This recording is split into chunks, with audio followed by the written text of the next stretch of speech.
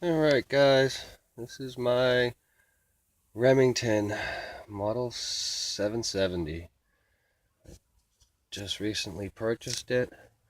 I paid $225 for it.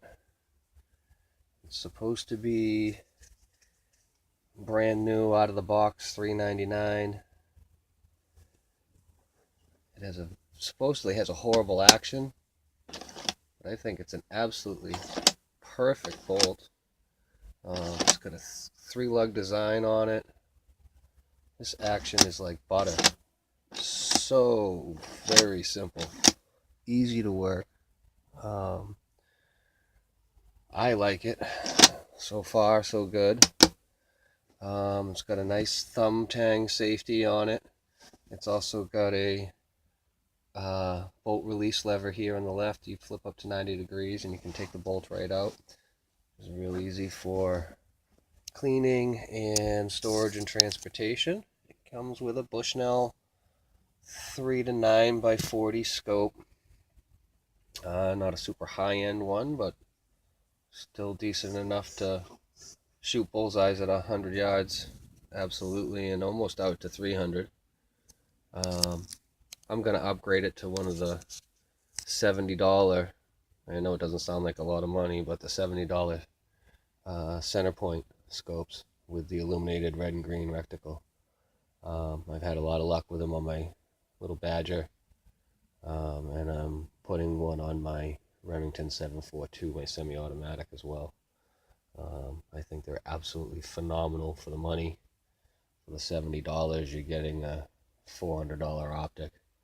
It has all the bulbs and whistles and everything else. It has adjustable out from 10 yards out to infinity, and has the 4 to 16 adjustment in the front, and a fully focus thing. Like I said, red and green illuminated reticles almost gives you a night vision on the green for dusk to dawn shooting, dusk and dawn shooting for coyote and predator style stuff. So it's a really nice feature to add to it. But this scope definitely does work. For a freebie that comes with it, you can't complain. It's got a simple box magazine on the bottom. Push the lever, drop it straight down. A real simple box magazine. Everybody says they're sloppy and junky and made cheaply. They might be. It's an inexpensive gun, but as long as you don't force it and beat it up, lay it in gently, touch it with your finger, it goes right in. You have no problem installing it. Bolt action works absolutely phenomenal. It's got a big, heavy, thick barrel, blued barrel, but it's absolutely lightweight. It only weighs 8.5 pounds.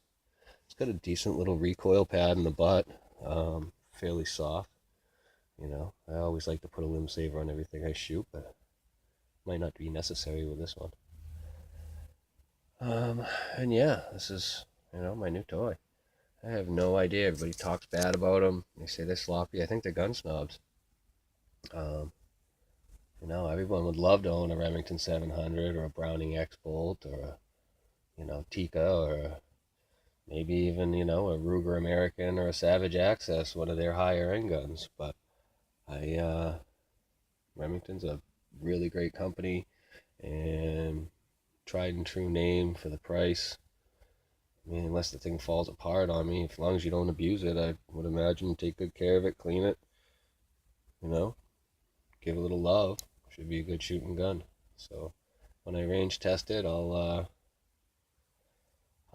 let you guys see me shooting it. I'm a pretty good shot, you guys know that. So, um, you know, if the gun's not the most accurate, we can tune it in. I can sight in just about anything within 3 to 5 shots. As long as I can get it to hit paper, I can make it do something within 3 to 5 shots. And that'll be my intent next time we go to the Fish and Game Club. I'm going to do the same thing with my 742 semi-auto. That's the 308.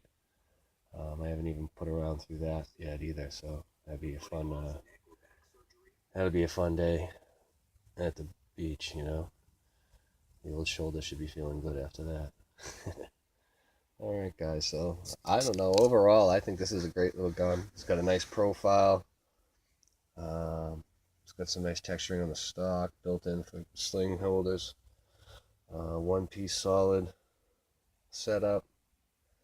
I've been told that it's very easy to float the barrel, and that it does improve the accuracy, but once you float the barrel, you have to completely resight the gun. So I don't know if I'm even going to do that. I'm going to sight it in and see how accurate I get it. And if it doesn't have a horrible kick and I get good grouping, I'm not going to touch it. It came from the factory design this way, so I'm going to leave it. If it's, smaller patterns than 2 inches at 100 yards, I mean bigger patterns than 2 inches at 100 yards, then, and it's actually the gun and not human error, then I would maybe consult a blacksmith or a professional to their opinion if it even needs to be touched, if it would even help this particular gun being a less expensive model. But that might be one of the features that makes it that less expensive model, is that it isn't a floated barrel. So again, a home smithing thing I might do myself or something send out to the shop, but definitely ask a pro's opinion first. And I've seen a lot of videos on how to do it on it, but just because you see somebody do it doesn't mean it's right. So like I said, I'm going to ask a professional's opinion, and we'll go from there. But this is my 770 bolt action, black on black synthetic.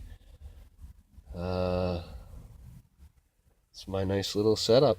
I like it. This is going to be my coyote gun. And coyote, fox, anything like that. Mid-range game. I might even, depending upon how faithful it is, it might even end up being the deer gun.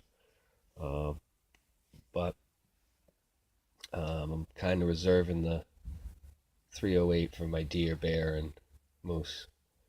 Any large game or elk or something like that.